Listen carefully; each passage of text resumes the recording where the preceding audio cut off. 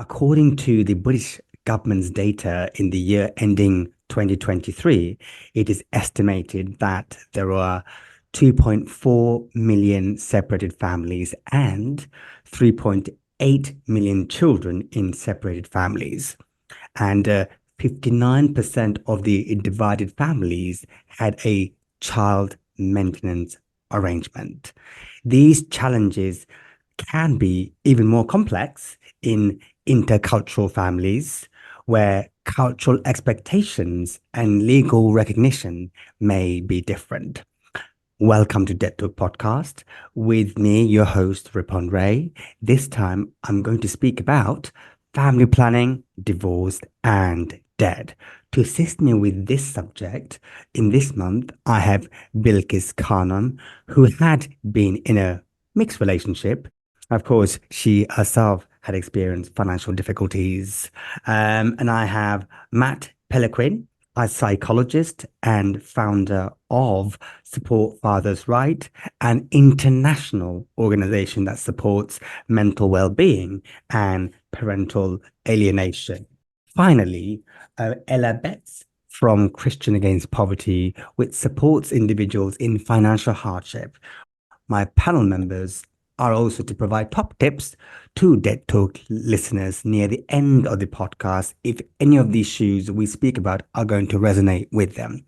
So let me start the conversation with Bilckis Khanom, who lives in vibrant London, to share her experience of her life. So Bilckis, can you tell us how you and your white partner met? So I first met my ex-partner. We used to work in drug and alcohol project. I used to be prescribing methadone Subutex, and he used to make the reverse referral come through my doors. I do the assessment, and that's how we first met in a professional environment. He was always this loner, like no one would talk to him, and he was quite dark and mysterious, so to speak. But the world of drug and alcohol is really incestuous. Like everyone knows everyone. So you go to one of the home office meeting, and everyone, oh yeah, let's have a catch up, let's have a chin up, and we all work together in different settings and trainings and so forth. So yeah, that's how I think. After our first workplace, we met in a second workplace and eventually met a third workplace, and that's when we started to spend more time together. And we had, I suppose, a bit of a background and knew each other from before, so we had a bit of history, and I suppose that's how we kind of met and decided to see where things took us. So you kind of met in a local community center or local group in East London, is that right? Yeah, to be fair, it was actually in Tower Hamlets. We were working together, and I remember my niece was saying, they call me Little Colour, meaning little auntie. They're like, you don't need a rescue project as a husband. And I was like, come on, let's be nice. Let's be, out there helping each other out. So, yeah. From a Muslim background and choosing to plan a family with a white man, what was it like for you and your community, and most importantly, your immediate family? So bearing in mind, I met Jason like 23 years ago. So it's a lot more different now than it was back then. Back then, it's a complete no-no. If you go down a path of marrying an English or anyone outside your community or your race, be prepared to be ostracized and disconnected from the community, from the family. That's the price you pay. So unfortunately, that's the price I had to pay. So my children were born into a family where they had no contact from the mum's side, like aunts, uncles, and so forth. But then again, I didn't have that support from Jason's side. His mum and his sister did, but no one else. How did your family and your community kind of respond to that relationship? I know you were kind of a sideline, but what sort of thing did you hear? What sort of thing did you get? Okay, what didn't make it any easier was when you look at Jason, he's quite a thuggy kind of looking guy because he's got tattoos from his chin all the way down to his toes. And amongst all that tattoos, he's got Adolf Hitler's initials on his elbow. So you can imagine how the community used to perceive him as like, I think there was a lot of trauma associated to people like that who are quite intimidating. And he himself studied psychotherapy. And even in the world of psychotherapy, people used to raise an eyebrow or two when they used to see all the tattoos that he had. So yeah, it was, and the family initially didn't welcome him, but I think it took about 8 years for them to embrace him. So for you then, since we're talking about trauma and all those things, mentally, what strain have you had? What challenges mentally have you had? Oh, geez, like I think a lack of support. Obviously, when women go through pregnancy, you got the whole prenatal, postnatal lack of support, isolated. Now, as from Bengali culture, I don't know if any other communities do this, but a pregnant woman is someone you run to. You feed them whatever they crave. And I remember craving Bengali fish curry, right? Don't get me wrong, I'm a coconut at the best of times, but I used to go to Brick Lane, Gram Bangla, and I used to sit there. And I remember I was having my labor pains, and I went there. I said, no, I'm not going anywhere. Just give me my paste and I'll be gone. Because I was told first pregnancy can take a couple of days. So I took my paste and I was licking it like an ice lolly because that's what I was craving, fish curry or fish paste. So yeah, in that respect, I had no support. Whereas normally it would be the sister-in-laws and the mother-in-laws and the mothers coming and bringing all these lovely types of food to help the baby grow. I didn't have that. I had Grum Bungalow down Brick Lane doing that for me. So yeah, but eventually I think it did impact on me having postnatal blues. And I felt it because obviously I didn't know what this was. And all of a sudden I was just like, uh, it was interesting because I didn't have the only support I had with my cousins that used to sneak over and see me after my son was born. So we kept our secret relationship. It was really quite funny. Like growing up in Tower Hamlet as a Bengali, we used to have double life, didn't we? We had a home life and we had a life outside of the front door. So it did have a mental strain on me. And I think that impacted on me being what kind of a mum at a young age. Like, normally it's your mums and aunts that give you these little life tips and on how to be, like, to burp a baby, how to change a baby. And I think it's really funny. Growing up, they used to say, "Oh, this is the English girl, this is the Christian girl." And after I had my first child, I really delved into my culture so much, and even and my faith. And I just remember hearing this midwife say to a new mum who was bottle feeding, and I'm not being judgy, but it was really a profound moment for me. She said, "Look at you, you're feeding your child bottle because of vanity when even animals feed their own children." And like, as a woman growing up in Tower Hamlets, I, I think back then I would say I was relatively poor because had a full-time job, but on maternity leave, you don't get a lot of money. And in the Bengali culture, when you come, because Bengali families are huge, aren't they? So one sibling will buy a pushchair, one sibling will buy a cot, one sibling will buy the high chair, one sibling will buy a bouncer. I'd never had that. So I had to do everything myself. And because finance was limited, everything was eBay. So I got the car seat for £10. I bought the pushchair for like £200. All these things I had to think about debt management and we're living within my means because we had other responsibilities. So yeah, that impacted on my mental strain. So at what point did you realize that your relationship did not work and how did it come to an end? Oh my God. There was many red flags and I should have nipped it in the bud back then. Um, the multiple affairs probably should have been the red flag. But I think after I realized I was pregnant, I think it opened it up for me. Like, I need to stick at this no matter what. And I remember my mum having this Bengali saying to me, you married into this house. The only way you're going to leave this house is in a coffin. So, which meant like you shut up, you deal with it as best you can, and you make a go of it. So, I think I was succumbed to the realization there's no way out.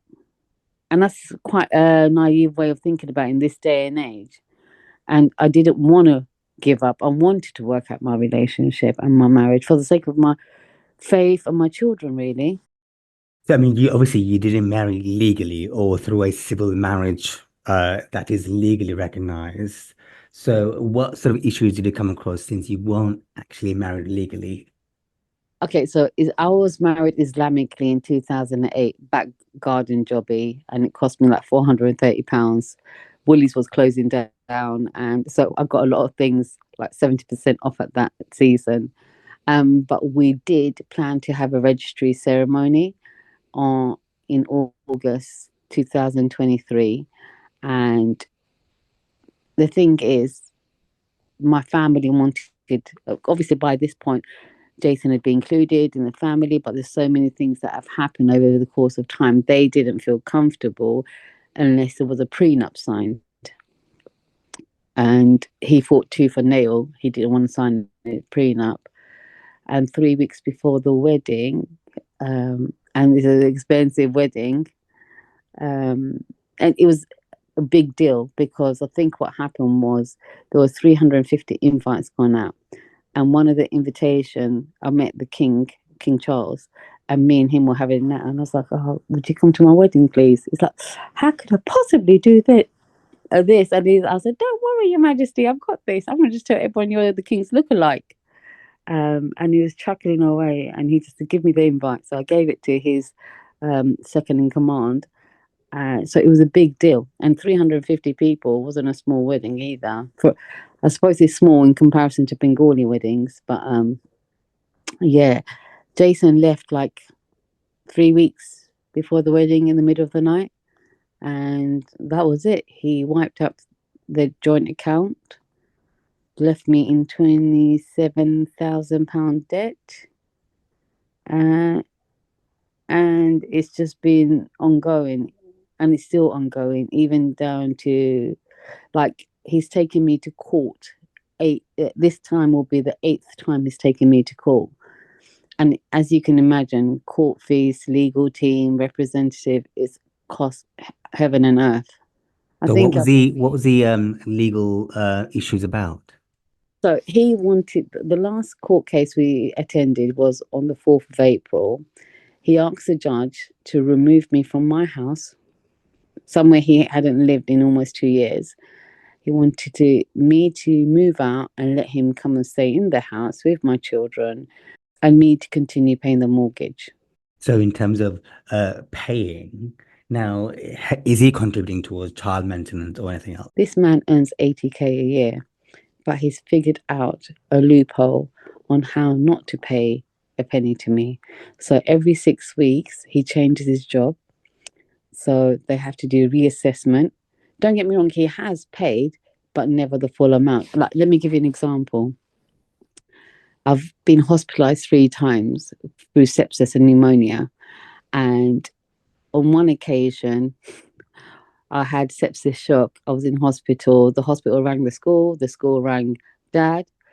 The dad's response was, tell her to discharge herself and come and look after her own children. Bearing in mind, these are his children. So the school had to make a referral to children's services for abandonment. It gets better. 4 days later, I received an email from Jason, and you can't make this up. Even when I read the email over again, it just cracks me up because you can't cry about it. In the email, he said he's charging me £70 for looking after one of my children for 14 hours. And this man job is a children's social worker. So, looking back, Bilkis, do you feel safe now? I mean, how are you now emotionally and financially, and what helped you to reach this point? I don't feel safe now. I've got a long way to go. I'm still like chopping away at this debt. I'm nowhere near, but I'm just done halfway gone. But unfortunately, I'm having to work night and day. Sometimes I work 70 hours a week. I do two jobs and I'm studying to be a nurse and I rarely see my children. That's the hardest thing for me is not seeing them. Um, and luckily for my son, but unfortunately for me, one of my children is on the spectrum. So he used to wind my son up and say all my friends are pedos or name calling. So now my son's 16 and he's gone and lived in with his dad. But what's happened is, that parent alienation. So I think since my son went in March the 14th, I've seen him twice because his dad, even in court on the 4th of April, he said to the judge, I forbid my son to go and see his mum. And it's interesting, the judge threw the case out on the 4th of April, just out of interest, because the grounds he was saying was all fabricated. He was saying that I was mentally unstable and I can't look after the children. And as a social worker, if you have a cause for concern for someone's mental health, you notify the GP, you notify the school, or you notify social services. This man didn't do that. He just notified the court for his own financial gain. So that's the reason why the judge realised what has happened. But even to get to that point, from my point of view, I had to pay a solicitor's £2,500 just to write a position statement for me. And this is what's costing me even more money because every time I go to court, I'm having to spend between £2,500 and £7,000. Thank you, Bilckis. Thank you for courageously sharing your story. Let me go and speak with Matt Peliquin from Support for Fathers' Rights, an international advocacy group designed to support dads in the justice system. By your sheer title, Matt, Support for Fathers' Rights, could you tell us the reason for developing such an initiative? Like many people who get into the parental alienation space, professionally, it's from personal experience. And for me, it was living in a situation very similar to Bilckis, and in my case, being an extranjero, living in being from the U.S. but living in Chile. And I had actually gone through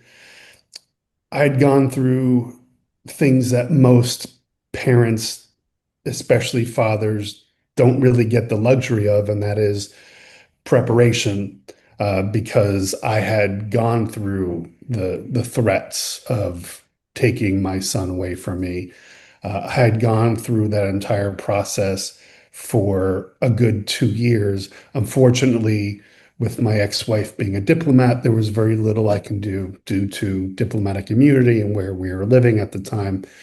But when the marriage ended, it immediately followed the path of parental alienation, which starts with the false allegations. And as the legal system tends to work, as soon as there's a ruling in favor of the father, uh, there's usually then a new false allegations. So that gets tied up in court.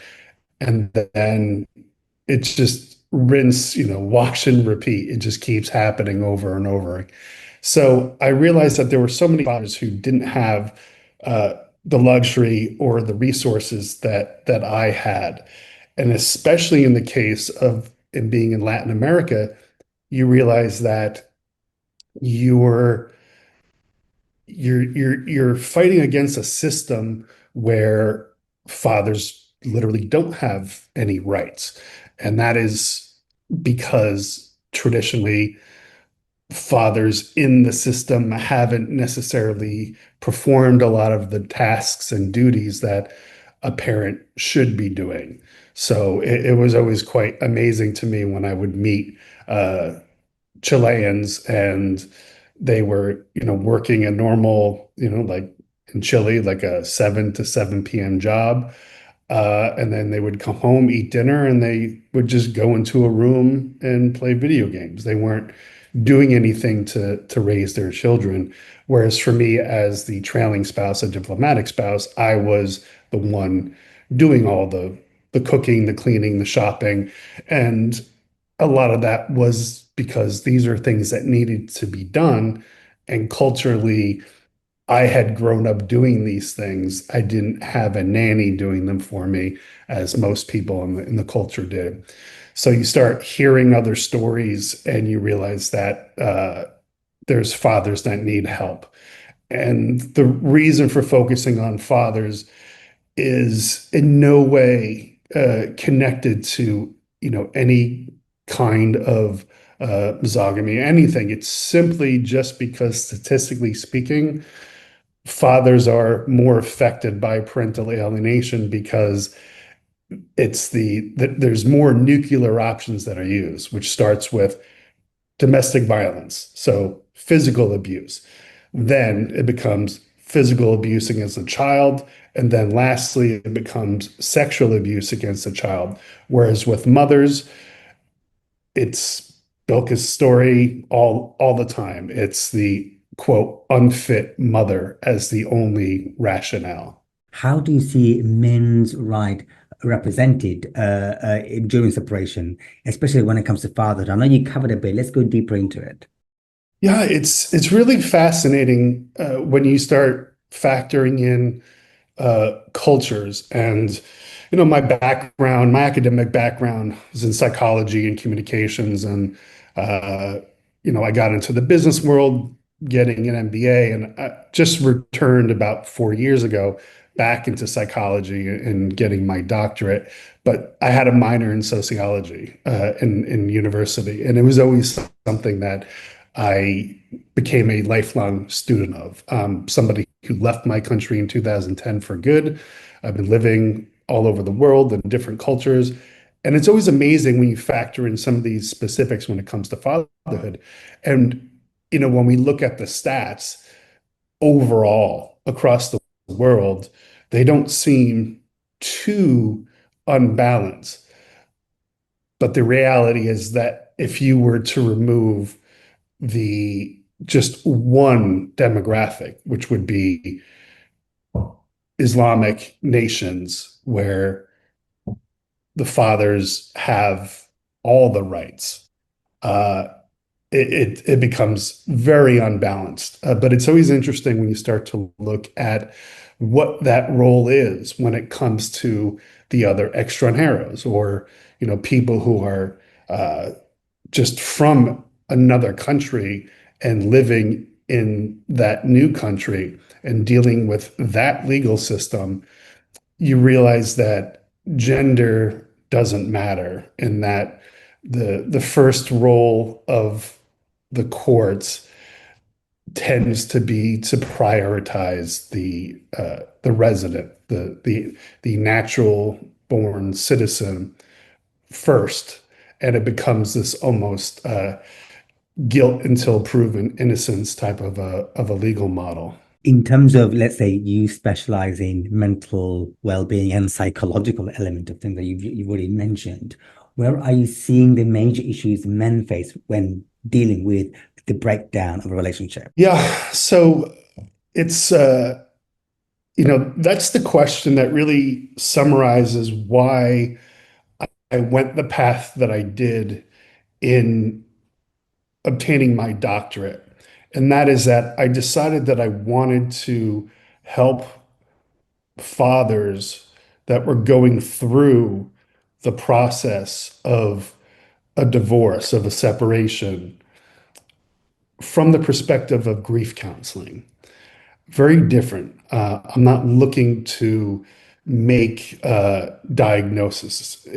I'll make referrals if somebody needs another therapist, if I feel they need a little extra something, because statistically, when we get to the point of parental alienation, men are 11 times more likely to commit suicide than mothers of parental alienation. It's actually data from a study from Dr. Ben Hine, who is a renowned psychologist based in the UK in this space. But the reason for that is that when you are treating it from more of a grief perspective, in that you're grieving the life you thought you were going to have, you're grieving your role as a father, that you thought you would be every morning getting up and making breakfast for your children, or taking them to school, picking them up from school, helping with their homework. And now that gets reduced in the best case scenario to 50% of the time. Now, that is basically saying, hey, uh, you've been an Olympic athlete and you've been a distance runner, and we're going to cut off one of your legs now because you're losing half of it. Uh, and then when you're going in more with that perspective from grief, you're able to provide a little bit more when it comes to the finances, and helping on that aspect so that you can help do your part to bring that rate down, and get fathers to understand. And it's the same with mothers. It's just statistically in most communities by default, the mother's getting uh, instant custody.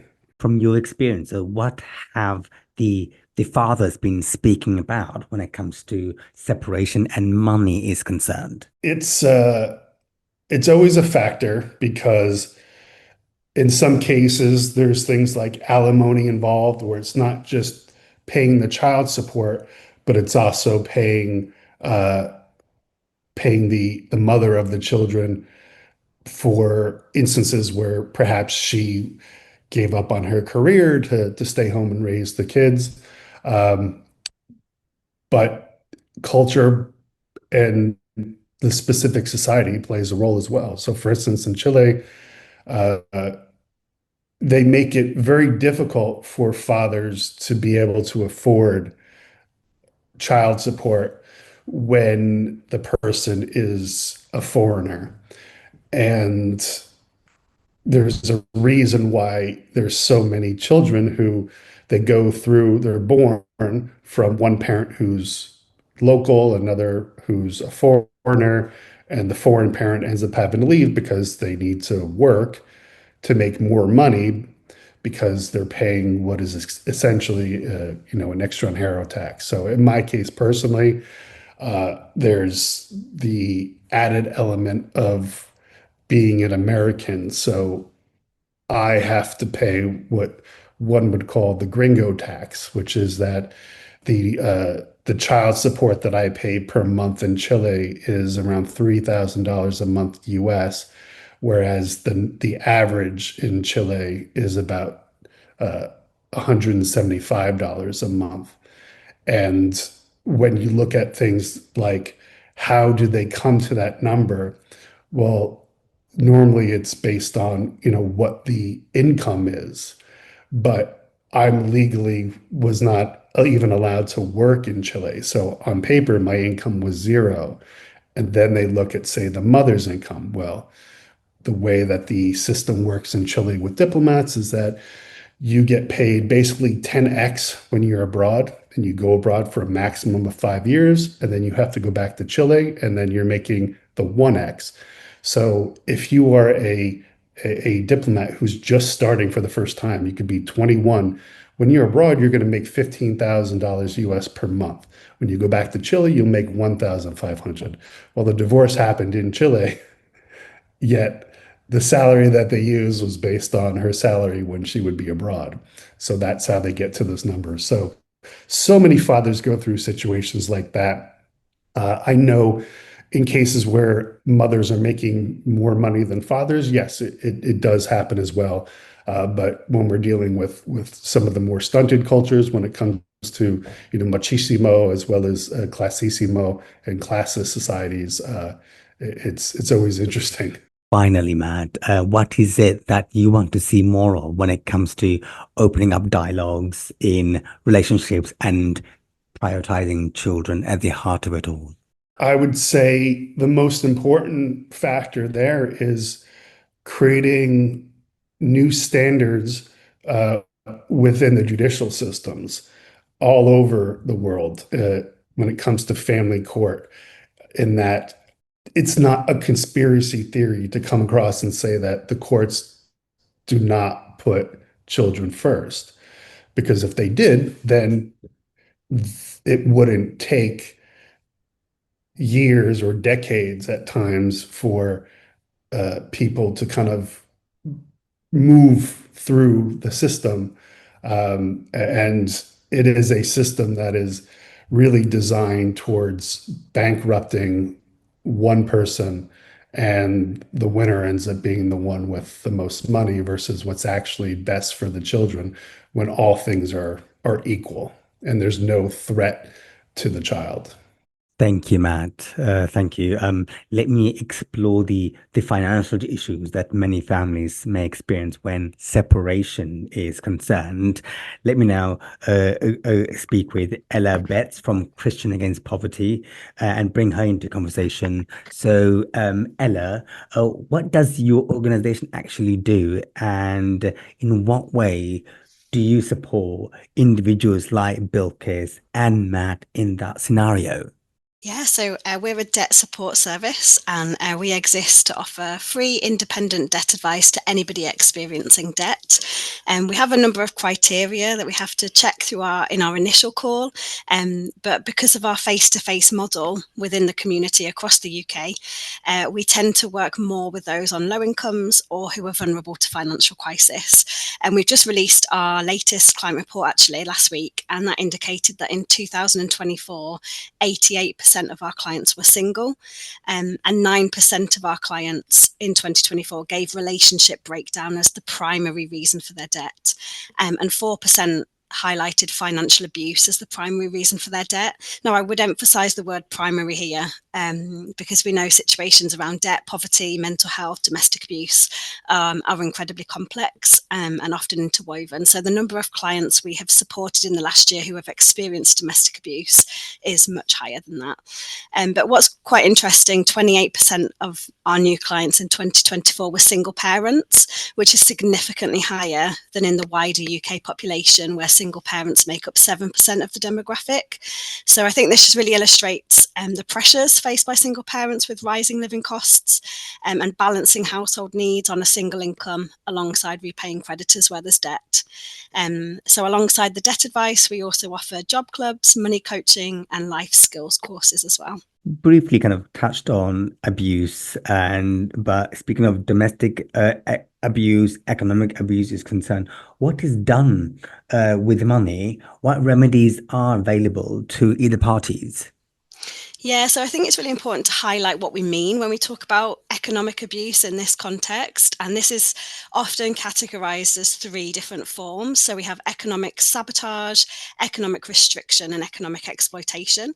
So when we're talking about economic sabotage, that involves things like actively hindering someone's ability to earn or maintain an income.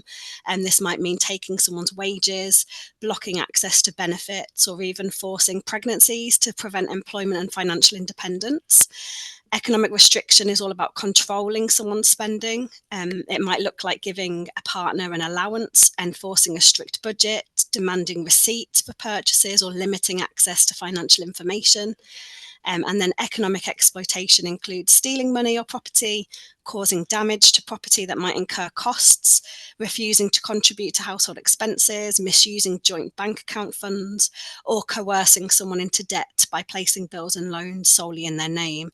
Now, in 2021, there was a new Domestic Abuse Act released in the UK, and for the first time, this legally recognised and defined economic abuse as a form of domestic abuse. So this was a really positive progression in this arena in the UK. Within that, it acknowledged that most economic abuse falls under the existing controlling and coercive behaviour legislation of 2015, and within that, really encouraging victims to report to the police. This is a criminal activity. We really encourage our clients to report to the police where there's been criminal activity. But what's really vital to recognise, though, is that economic abuse very rarely occurs in isolation, often alongside other forms of abuse, highlighting the necessity for collaboration between debt advice services like ourselves at CAP and specialist domestic abuse support services for comprehensive risk assessments and safety planning for the client. Now, alongside this legislation, UK Finance developed guidance for financial services firms to help support victims. So the latest iteration was in April this year, and that really worked to help equip staff to identify signs of financial abuse. So maybe recognising when a customer has bank access controlled or there's a concern around coerced debt, and also advised the provision of safe spaces for disclosures. Now, essentially what that guidance does is put some of the onus back on the financial sector to identify and intervene, which is another really positive step forward in improving support for victims, because it disrupts abusers and it continues to work to remove opportunities for economic abuse and exploitation within that sector. But just to come back to the question around practical remedies, there's a number of options here, but the main crux of it all is around severing the financial links and control of the abuser while securing the situation for the victim. So that's their safety around their finances, but also personal safety and the safety of any dependents as well. So some practical things that can be considered: some immediate safety considerations, such as issuing a new bank card and PIN numbers, using a different address rather than the one that they have on record. Similarly, sending statements and letters to different addresses or PO boxes where a client may be living in refuge accommodation. Removing any access the abuser may have to accounts, setting up code words so that no one else can speak on their behalf. In the case of joint accounts, banks can help to freeze accounts where there's concern of abuse or exploitation, and this stops any payments or withdrawals being made. Banks can support to open new accounts with minimal documentation if needed, particularly when somebody's working with a refuge or a social worker. The police can also help there. They can help to support to access information about what assets, debts and payments are in the victim's name to gain visibility on the extent of the control. And we can also request corrections to a credit report. Hey, so speaking of credit report and creditors, what could happen when you contact creditors without seeking free advice? Yeah. So to get to a point where our debt advisors are actually able to provide a client with their debt solution options, it requires significant training in gathering and interpreting documentation. And that's often around priority and non-priority debts, as well as understanding the client's needs around living expenses, dependents, income, repayment potential, etc.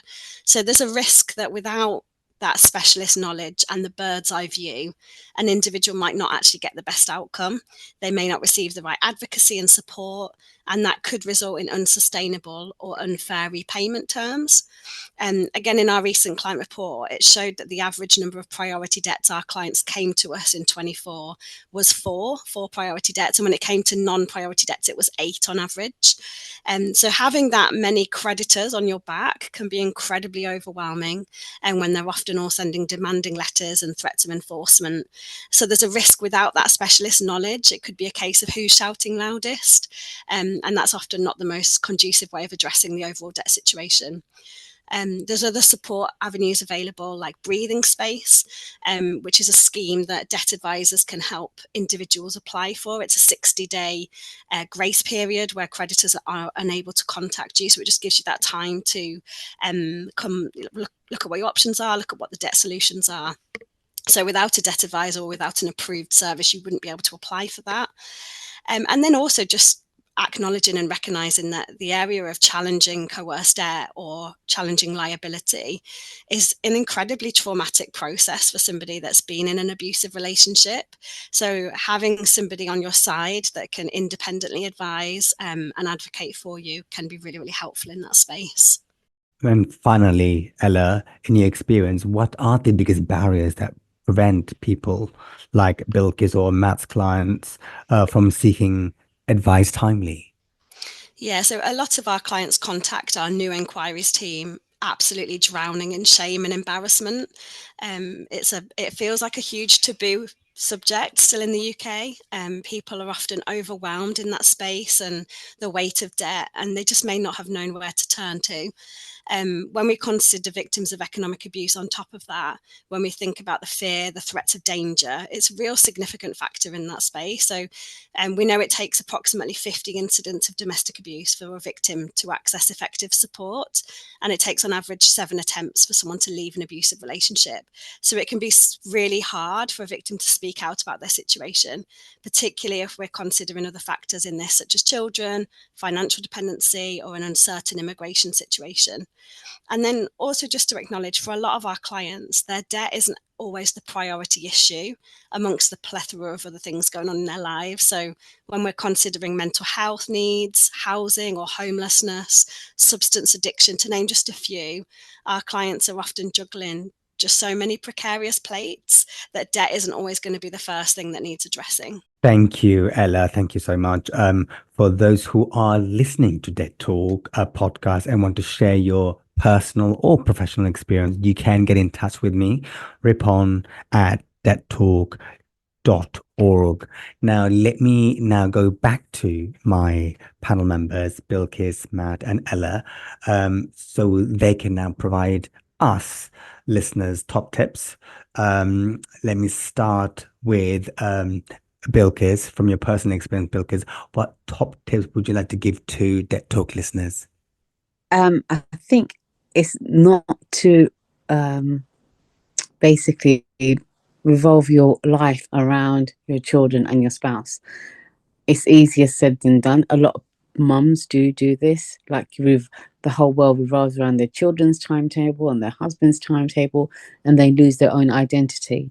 And I remember after Jason left, it was quite a shock, because obviously we're getting married in 3 weeks' time. So I was thinking, oh, the man's going through a midlife crisis, because literally 8 months beforehand, he bought a Harley Davidson, he bought a Yamaha, and he bought a Triumph motorbikes, and he bought a boat. So I thought midlife crisis, but I didn't realize all the things that I couldn't do throughout my years with him. One of them was to go to university and finish my degree off.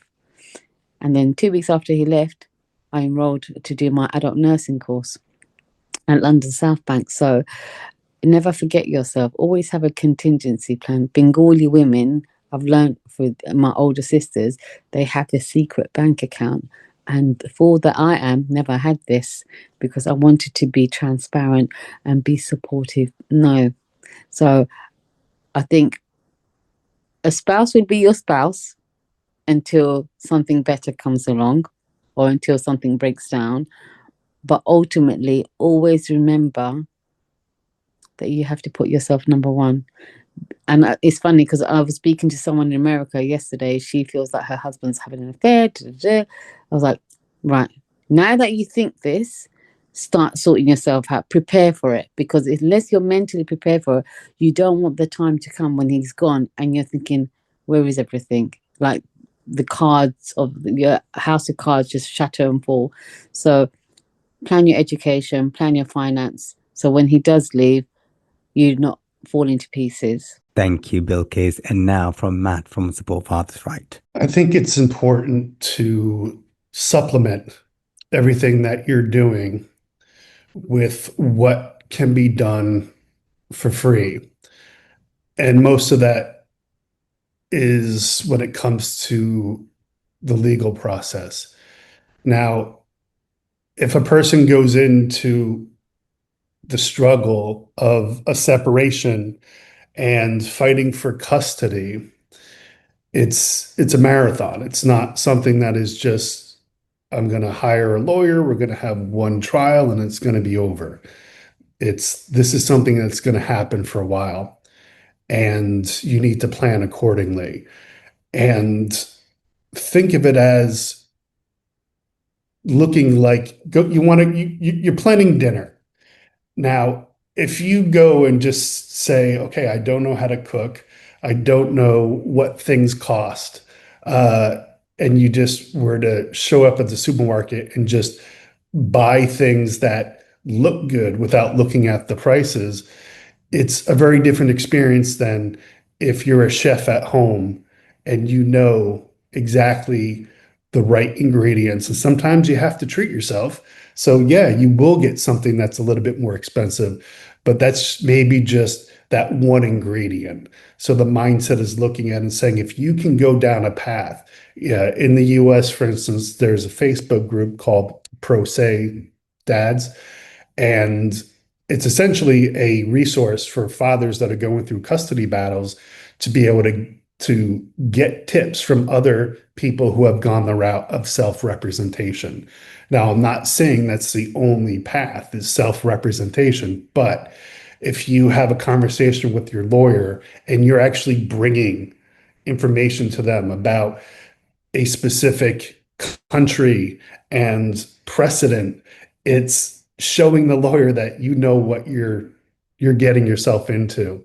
And these are resources that are free, that you don't need to be taking a course for. It's just go out there and learn as much as you can and protect yourself, knowing that you have to find ways to be able to pay for the more expensive aspects of having a legal defense. Thank you, Matt. And finally, Ella Betts from Christian Against Poverty. Yes, I'd say to any listeners who are struggling with debt, please reach out. We have centres right across the country and we'd love to see if we can help you. You can give our new inquiries team a call Monday to Friday and they'll talk you through our referral process.